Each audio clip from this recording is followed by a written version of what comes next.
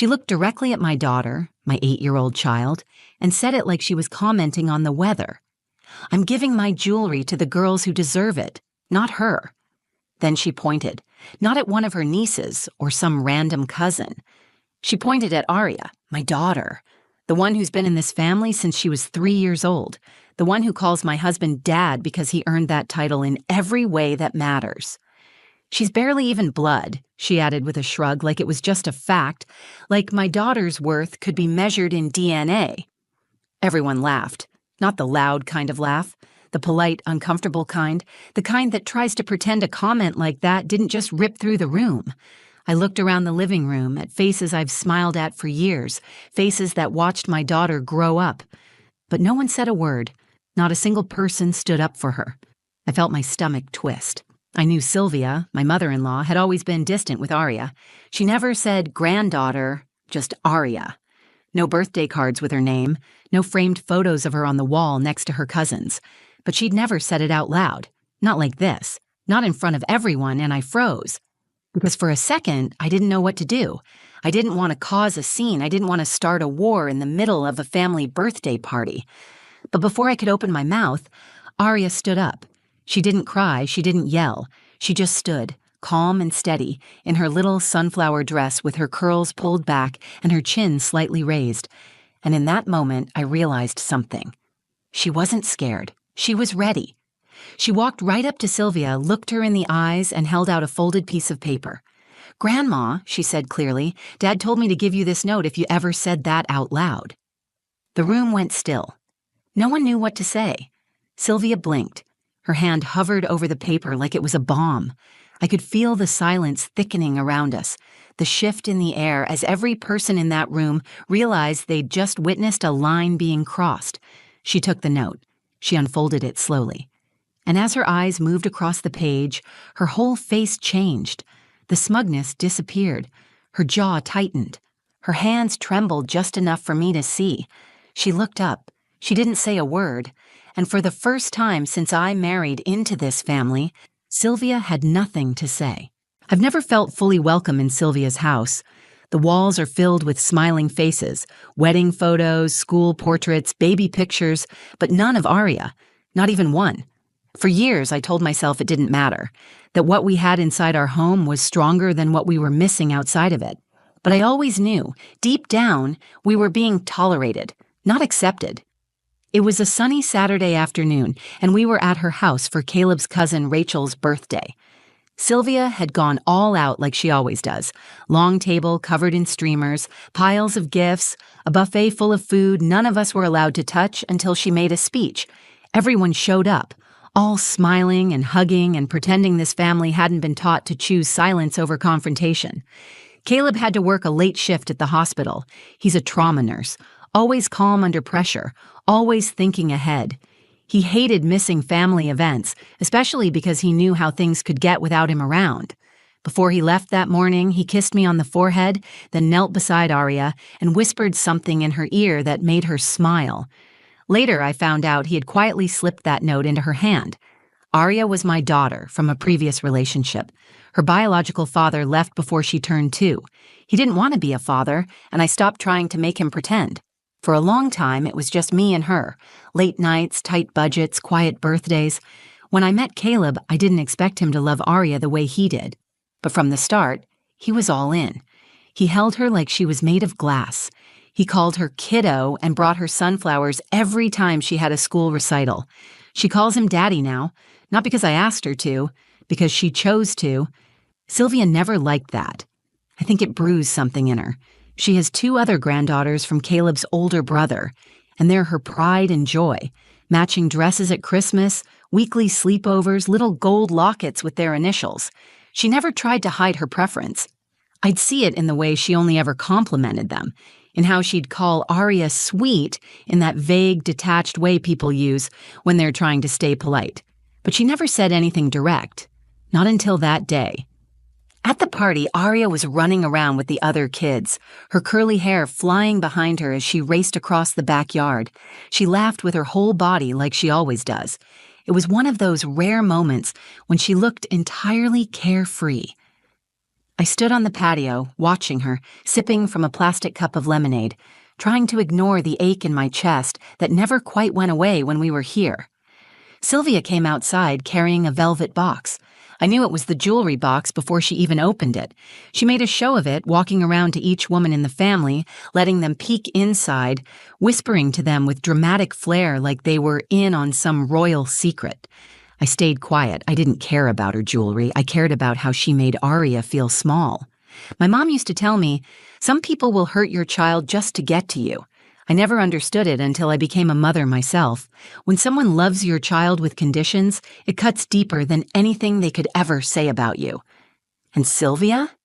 She never missed a chance to remind me where Arya stood in her imaginary hierarchy. Caleb told me once, "My mom loves control. She plays favorites so she doesn't have to be questioned. But when it came to Arya, it wasn't just control. It felt personal." Inside, the kids were gathering around the cake. Arya stood near the edge, a little separate from the others.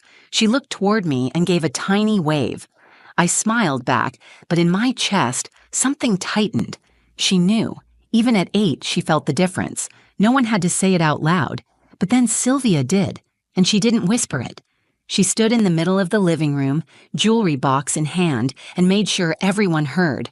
That was the moment everything changed. That was the moment silence finally stopped protecting her.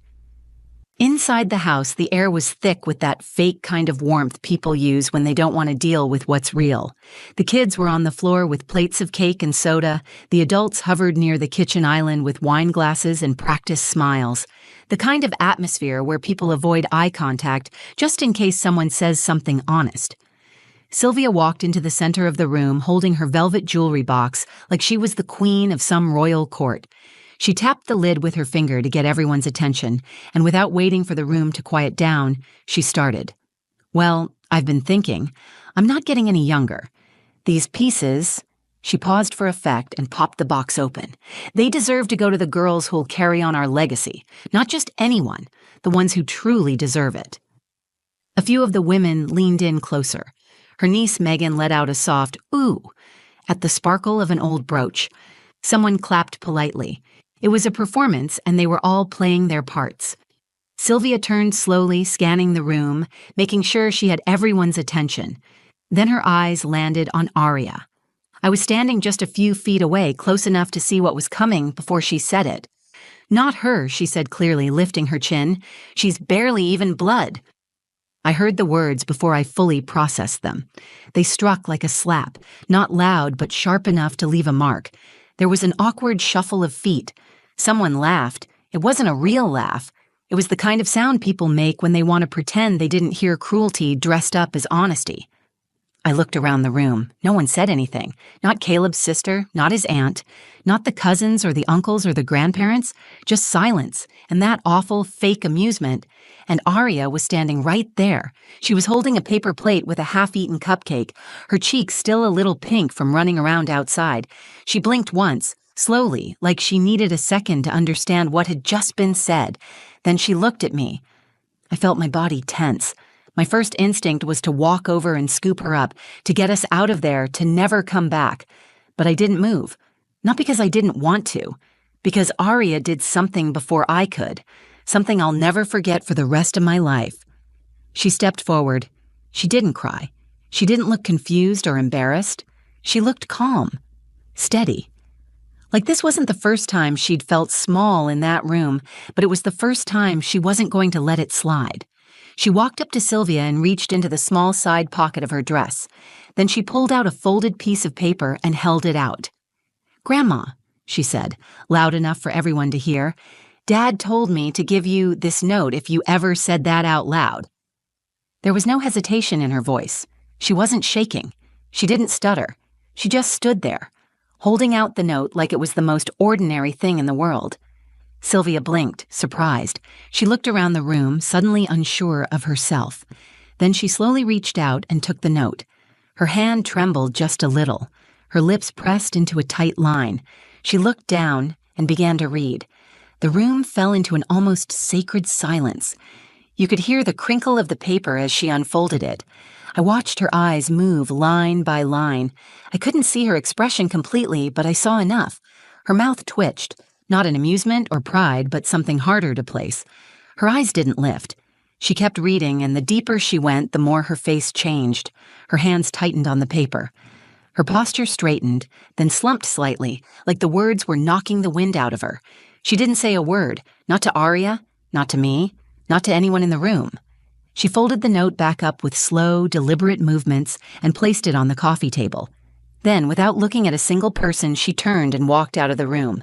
No one followed her. For a few seconds, it was completely quiet. The TV in the background kept playing some old sitcom, but no one was watching. Everyone was still staring at the doorway where Sylvia had just disappeared. And Arya? She walked back to me, cupcake still in one hand, and sat beside me on the couch. She leaned her head against my arm like nothing had happened, but something had. Everything had. As the door clicked shut behind Sylvia, the room seemed to breathe again. The tension didn't disappear, but it shifted. It was no longer coming from her. It was sitting with the rest of us, heavy and impossible to ignore. Arya leaned against me, and I wrapped my arm around her, still stunned by what she had just done. My daughter, 8 years old, had stood up in front of a room full of adults and handled herself with more grace than most people twice her age. I looked at her and whispered, "Are you okay?" She nodded. "Daddy told me she might say something mean. He said the note would help." I kissed the top of her head, trying not to let her see how shaken I was. I was proud, but I was also furious. And underneath that, I was hurting in a way that's hard to describe. I wanted to scream at everyone in that room who had stayed quiet. I wanted to demand answers from people who had let the moment pass like it was nothing. Instead, I held my daughter and let her take the lead. That was her moment, and she chose strength. Later that evening, after the party had fizzled out and people had started to leave without really saying goodbye, we got home and I called Caleb. He picked up on the second ring. "Hey," he said, sounding tired. "How did it go?" I paused. Then I told him everything. Every word Sylvia said, every silence that followed, every pair of eyes that looked away instead of stepping in. And then I told him what Arya had done. There was a pause on his end of the line. I could hear him take a breath. "She really gave her the note?" he asked. "She did, just like you told her." I could hear his voice change. He sounded proud, but also pained. "I was afraid that moment would come," he said, "that my mom would finally say it out loud. I hoped she wouldn't, but I knew if she did, I needed to be clear." That's when I asked, "What did the note say?" He was quiet for a moment. "I wrote it the day Arya called me daddy for the first time. I knew my mom would never accept her, not the way she deserved. So I wrote down everything I wanted to say if she ever crossed the line. I didn't want to yell or argue in the moment. I wanted her to read it and know that if she ever made Arya feel like less than family, she'd lose me too." His voice didn't shake. He wasn't trying to sound heroic. He was just stating a boundary he had made long ago. "I told her that Arya is my daughter in every way that matters," he continued, "and if she couldn't treat her like family, then she wasn't welcome in ours. I didn't realize I was crying until Arya reached over and touched my cheek. "Mommy?" she said softly. "Why are you sad?" I wiped my face quickly and smiled. "I'm not sad. I'm just really, really proud of you." Caleb came home an hour later. The second he walked in, Arya ran to him. He dropped to his knees and wrapped her in a hug so tight she squealed. "You were amazing," he told her. "You were braver than most grown-ups." She looked at him with wide eyes. "Was Grandma mad?" He looked her in the eye and said, "Maybe. But I'm not worried about Grandma. I'm proud of you and I love you." She nodded, satisfied with that answer, and skipped off to her room. When he stood up, I walked into his arms and held him for a long time. "I should have done something sooner," I whispered. "No," he said. "You've been protecting her in 1,000 quiet ways. Today she protected herself. That means we did something right." That night, after we put Arya to bed, we sat on the couch and talked about what came next. We both knew Sylvia would try to explain it away. She might say it was a joke or blame the wine. But it didn't matter anymore. The line had been drawn, and this time it wasn't going to be erased. The decision had already been made, not just by Caleb and me, by Arya too. She knew who she was, and she knew who stood with her. The next morning, I got a text from Caleb's sister. It just said, "What did the note say?" I didn't answer right away. I sat with it. I read it a few times. I stared at those 6 words and felt a rush of anger, sadness, and exhaustion all at once. Because she had been there. She had heard what Sylvia said. She had watched Arya stand up and speak, and still, she hadn't stood up for her. None of them had. And now they were curious about the note, like it was gossip, like it was entertainment. Later that day, I found the note on the counter. Caleb had taken it back from Sylvia before we left. He folded it carefully and tucked it into his jacket like it was something precious. When I opened it, I read it again, slowly this time. Every word mattered. "Mom, if you are reading this, it means you've said something cruel out loud that you should have kept to yourself. So let me make something clear. Arya is my daughter, not my stepdaughter, not someone I'm helping to raise. She is my child. I chose her. She chose me. If you can't treat her like family, then you are not part of ours. If you cannot see her as worthy of love, respect, and your full-hearted acceptance, then you will not see us anymore. You don't get to insult my child and still expect me to smile at your table. Caleb." It was short, direct, and firm. No emotion wasted. No apology offered. Later that afternoon, Sylvia showed up at our door without warning. She stood on the porch with a small paper bag in one hand. Her lipstick was perfectly done, but her eyes were tired. I opened the door and stepped outside, not letting her in. "I just came to drop this off," she said, holding out the bag.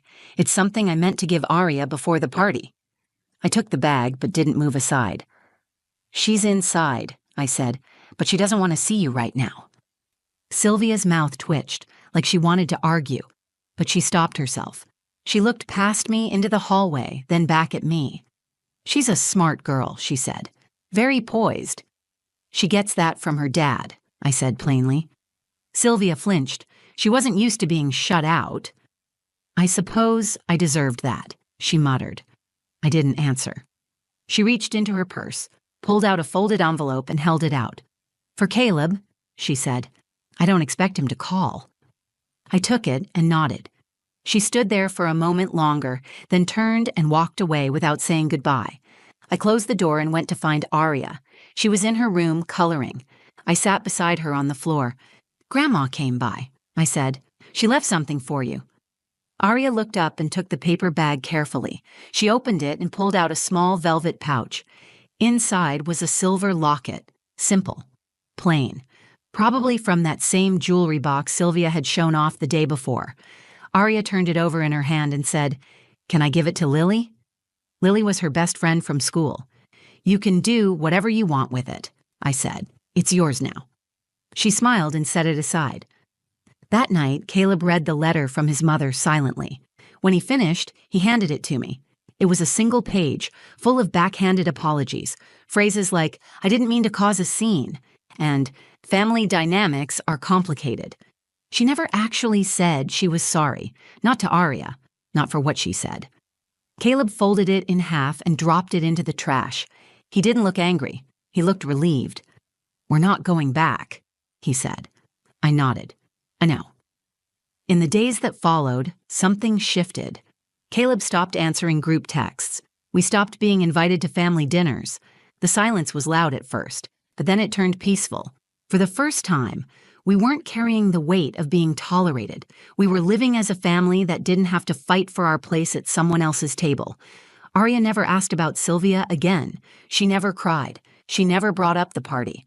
But one night, as I was tucking her into bed, she looked at me and asked, "Do I belong to us?" I kissed her forehead and said, "You're the heart of us." She smiled and rolled over, pulling her blanket up to her chin. And just like that, I knew we had everything we needed.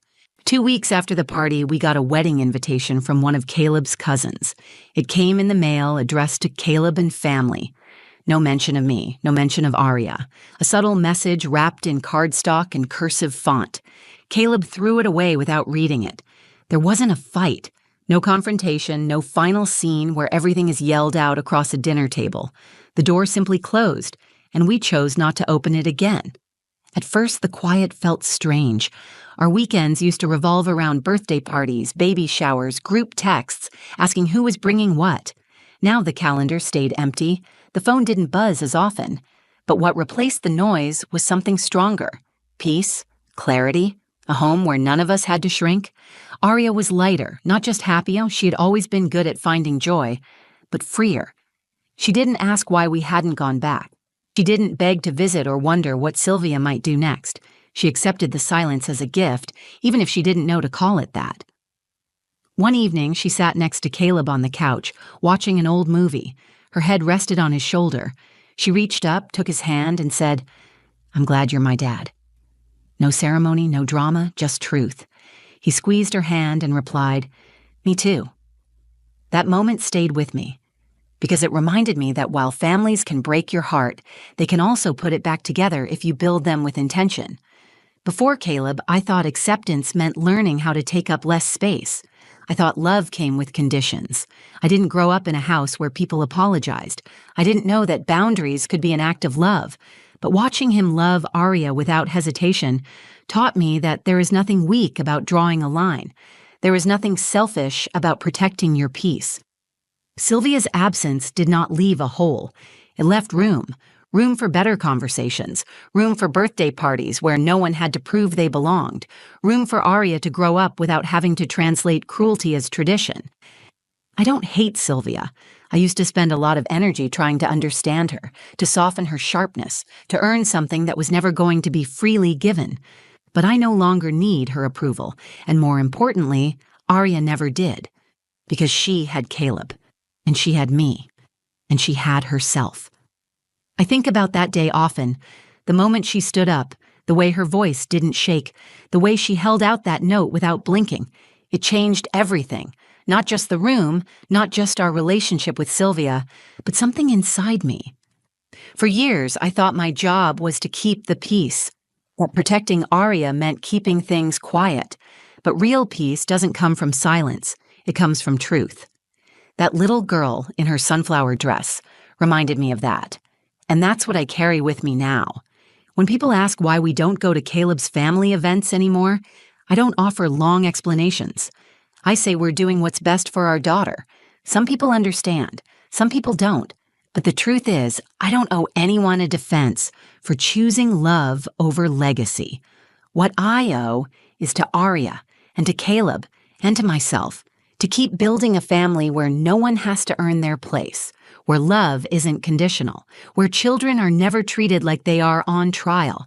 And if that means fewer invitations and quieter holidays, then so be it, because we're not missing anything. We're finally home.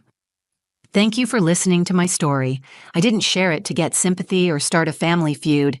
I shared it because maybe someone out there needs to hear that it's okay to walk away from people who can't love your child the way they deserve to be loved. It's okay to say, enough, even when it's uncomfortable, especially when it's uncomfortable. If this story moved you or reminded you of something you've lived through, I hope you'll take a second to let me know in the comments. I read every one of them. And if you found value in this video, please like it, share it with someone who needs to hear it, and don't forget to subscribe to the channel. We're building a space here where stories matter and voices are heard, yours included.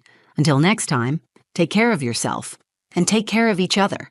When my ex stood up in court and said she's emotionally unstable, she hit our daughter, I swear, the room spun. I didn't move. I didn't breathe. I just stared at him, trying to understand how the man I once loved could lie like that under oath.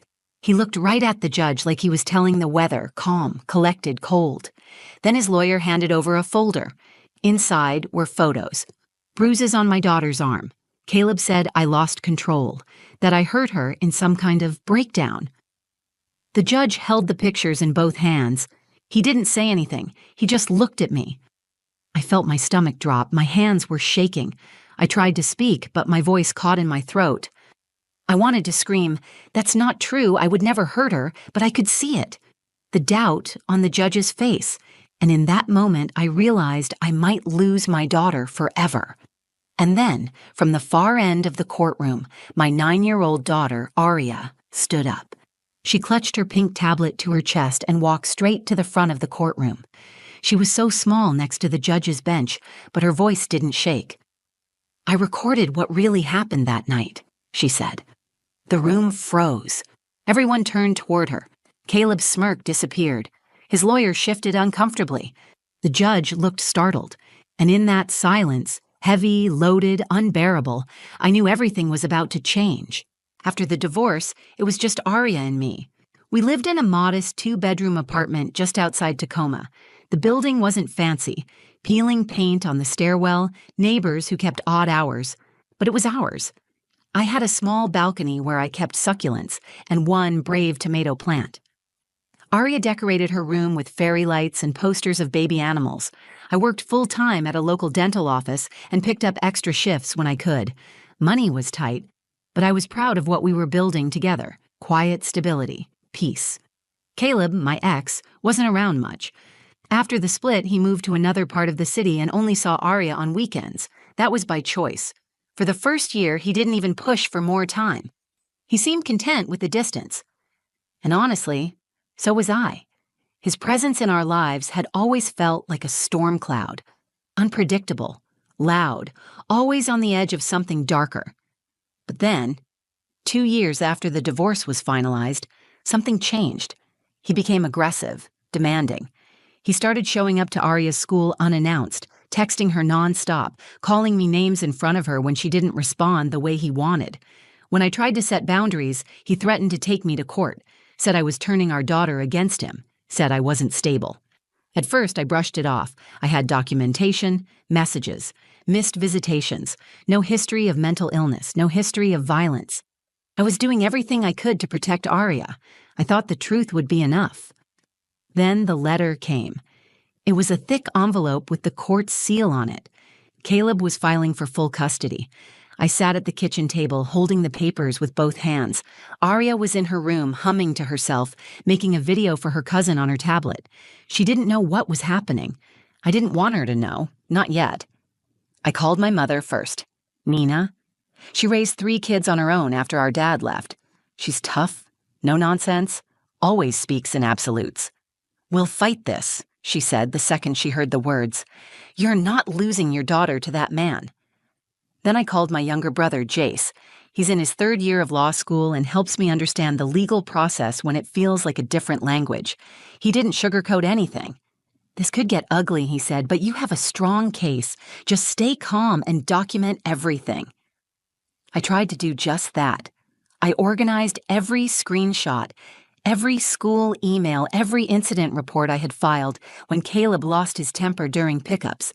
I talked to Arya's teacher and counselor. I printed years' worth of visitation logs. I filled a binder. Still, I couldn't shake the feeling that something was off. Caleb wasn't just trying to increase custody. He was trying to erase me, discredit me. It wasn't about parenting, it was about punishment. The week before the hearing, I barely slept. Arya asked me if I was sick. I told her no. I told her I was just busy. She looked at me and said, "You're scared."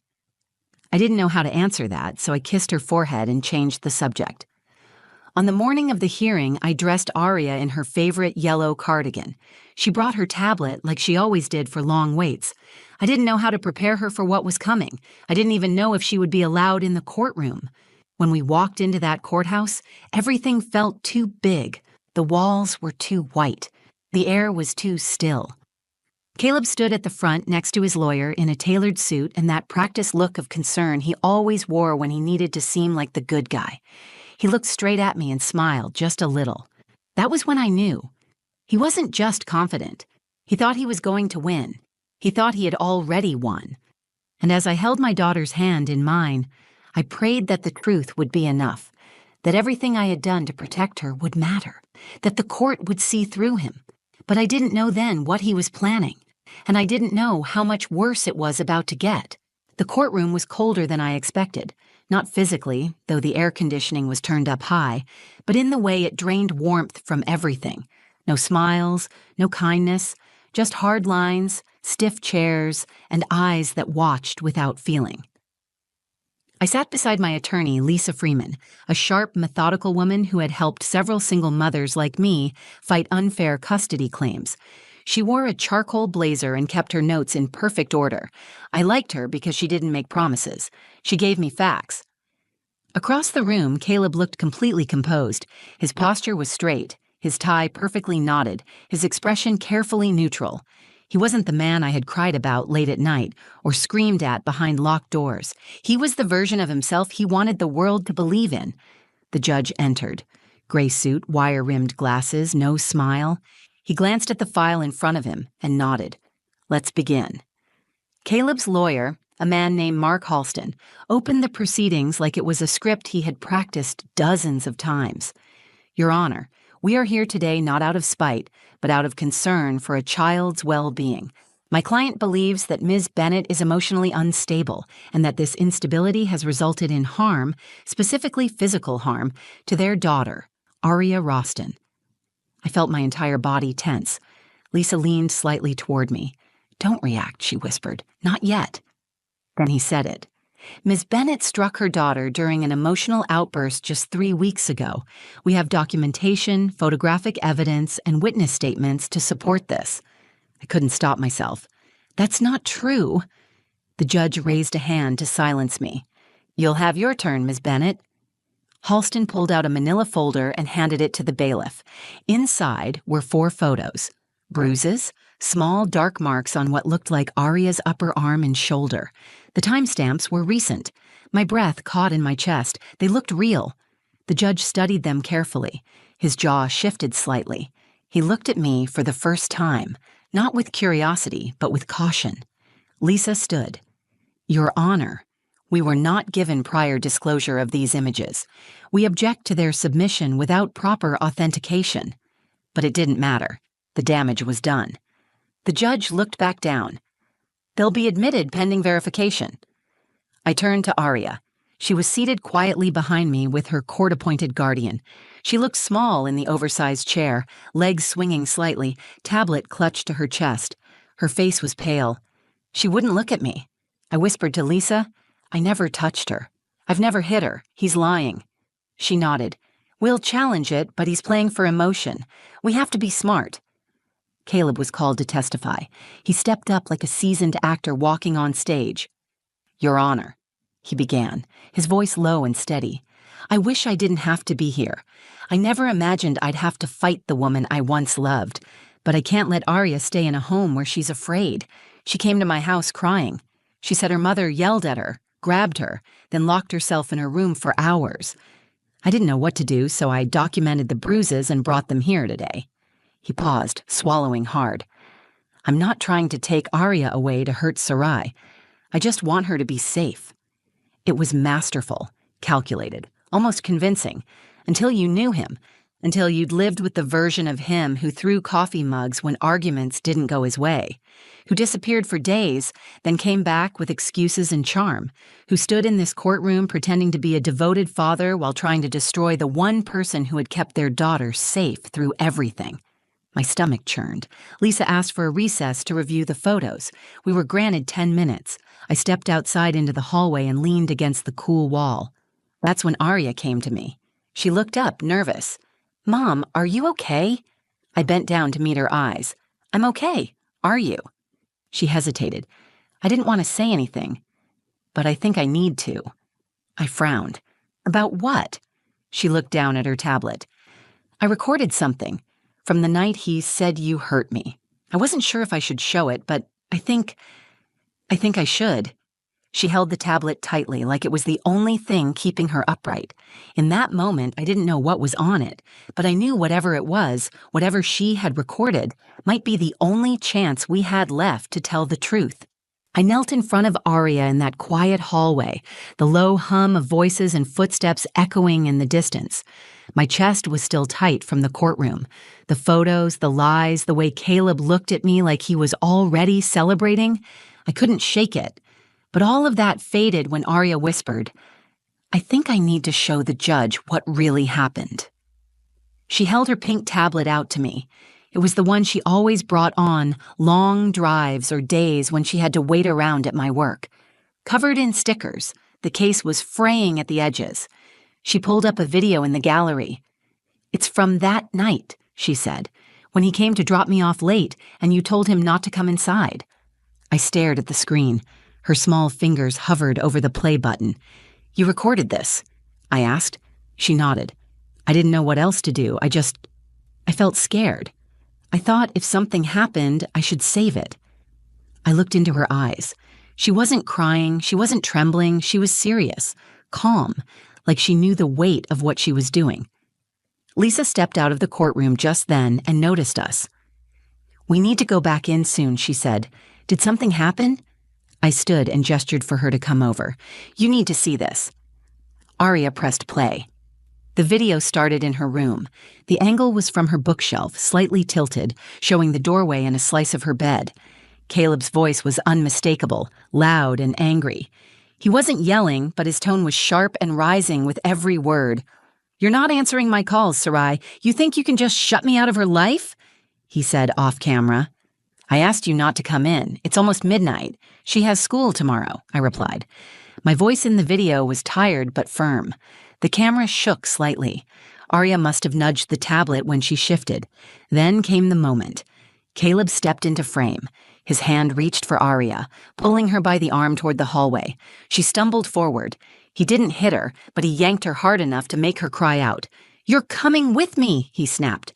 "No, I'm not," Aria said through tears. "I want to stay with Mom." Then my voice again. "Let her go." The camera didn't catch my face, but it caught his. He looked back, furious, and let go of Aria's arm. She fell back onto her bed. Then the door slammed. The video ended. Lisa was silent. Then she looked at Aria. "Do you understand what this video shows?" Aria nodded. "Would you be willing to tell the judge what happened?" Another nod. She stood up straighter. "I want him to know the truth." We walked back into the courtroom with that tablet like it was the most important piece of evidence in the world. And it was. Lisa requested to address the court again. She asked that Aria be permitted to speak. The judge raised an eyebrow but agreed. "Briefly," he said. Aria walked to the front of the room, holding her tablet like a shield. The judge leaned forward. She looked up and said clearly, "My dad lied. I have a video of what really happened. I recorded it that night because I was scared." She handed the tablet to the bailiff. The judge watched the video in complete silence. No one moved.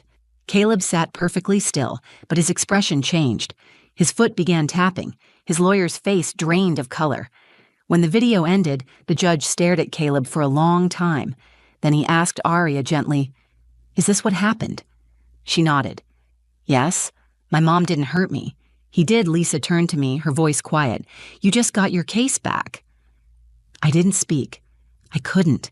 The pressure in my chest, the fear I had carried for weeks, began to lift inch by inch.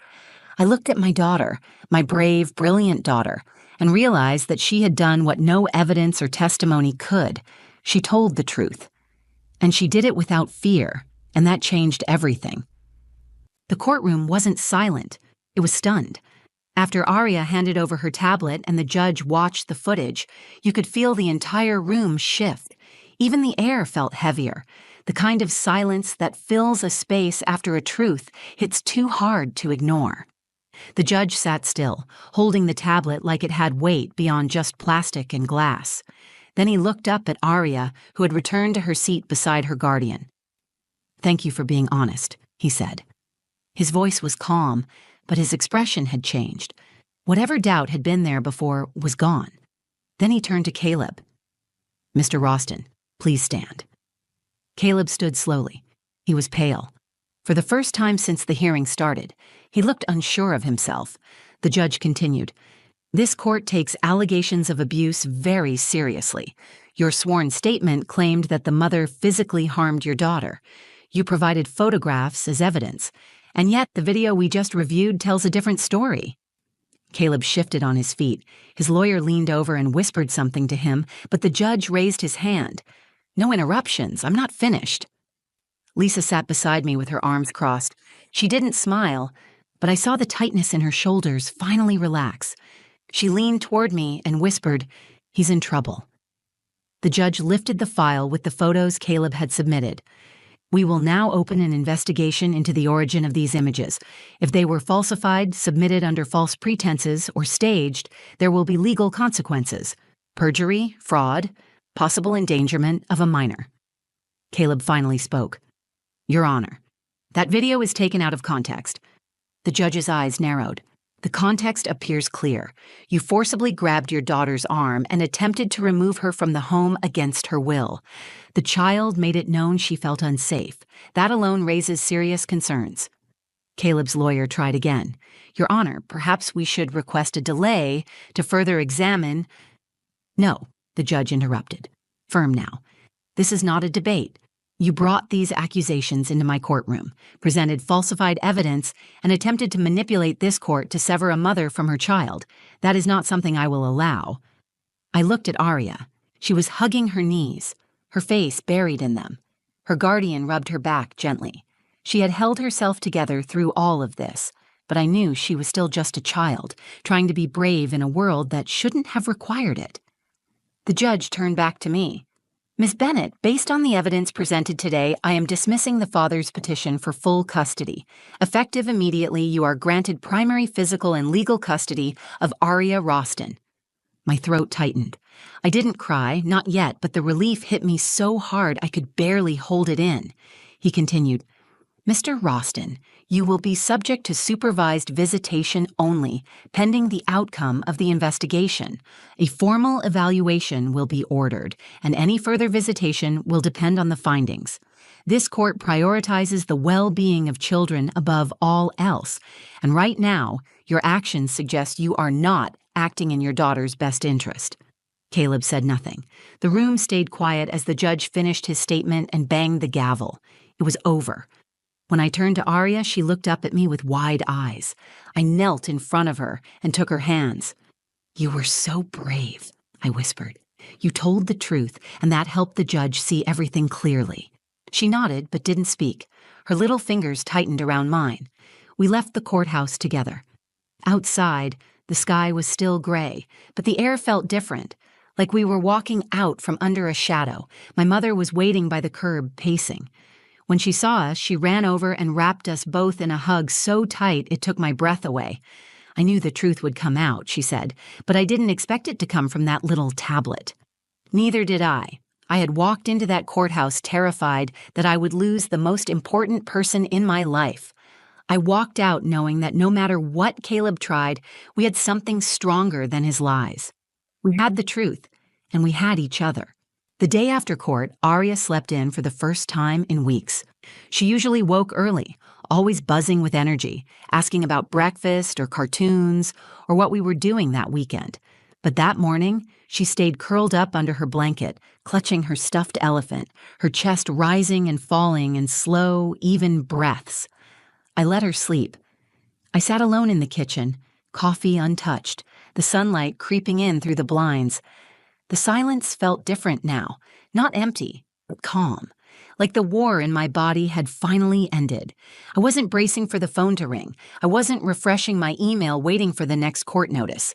For the first time in 2 years, I wasn't afraid of what Caleb might do next. Later that afternoon, Arya came into the kitchen and climbed into my lap. She didn't say anything at first, just leaned her head on my shoulder and held on. After a minute, she said, I didn't know if I did the right thing. I held her tighter. You did more than the right thing. You told the truth, and you were so strong. She looked up at me. But I still feel scared sometimes. I nodded. That makes sense. What happened wasn't okay. You're allowed to feel scared. But we're safe now. No one's taking you away from me. That moment stayed with me. Because as much as I wanted to slam the door on that chapter, healing doesn't follow a schedule. The court ruling gave us protection, but it didn't erase the damage. It didn't take away the nights Arya flinched when someone raised their voice, or the way I still checked the locks twice before going to bed. But it gave us something we hadn't had in a long time: control. I started taking Arya to a child therapist. Someone kind, someone who let her draw when she didn't have words. At first, Arya stayed quiet during sessions, but over time she opened up. She talked about what she saw, how it felt, and why she decided to record that night. One day, she told the therapist, I just didn't want them to believe a lie. That sentence sat in my chest like a fire. She understood more than any child should. But she didn't let that make her bitter. She stayed kind, curious, and thoughtful. The damage her father tried to cause didn't define her. It sharpened her instincts, but it didn't harden her heart. As for me, I started speaking at local support groups. I never imagined myself in that role, but when I shared what had happened, the courtroom lies, the forged evidence, the moment my daughter stood up and took back our truth, I saw faces light up with recognition. Other women nodded, some cried. One woman approached me afterward and said, "I thought I was the only one." That broke something open in me. I knew I couldn't keep quiet. Caleb still sends messages. His attorney tried appealing the court's decision, but the video evidence shut that door fast. He's currently undergoing a custody evaluation, and until that's complete, his visitation remains supervised. There's no more overnight visits, no more manipulation, no more twisting the truth until I question my own memory. I still wake up some mornings with a tightness in my chest, but it passes. I remember that we got through it, that my daughter stood up in the face of fear and told the truth, even when it meant going against her own father, that I stood beside her, even when no one else believed me. People think strength is loud, that it's about yelling or fighting or standing tall no matter what. But strength, I've learned, is quieter than that. It's the decision to keep going when the world calls you a liar. It's holding your child's hand when your voice is shaking. It's choosing to believe in the truth when lies are easier to sell. If you take anything from our story, let it be this: truth has power, even in a courtroom stacked against you, even when the lies look polished and professional, even when you're tired, outnumbered, and heartbroken. Truth doesn't always shout. Sometimes it stands 4 feet tall, holding a pink tablet and says, "I recorded what really happened." That moment changed everything. For Aria, for me, and for every woman who's ever been told she's too emotional to be believed. We weren't weak. We were waiting for the right time to speak, and we did. If this story moved you, even just a little, please take a moment to like the video. It helps more people hear stories like mine, stories that are too often silenced or ignored. If you've ever been through something like this, or know someone who has, share this video. You never know who might need to hear it today. I read every single comment, so if you have a story, a question, or just want to say you believe survivors, leave a comment below. Your words matter more than you know. And if you want to hear more true, powerful stories like this one, subscribe to the channel and hit the bell icon so you don't miss the next one. Thank you for watching. Thank you for listening. And most of all, thank you for believing in the truth.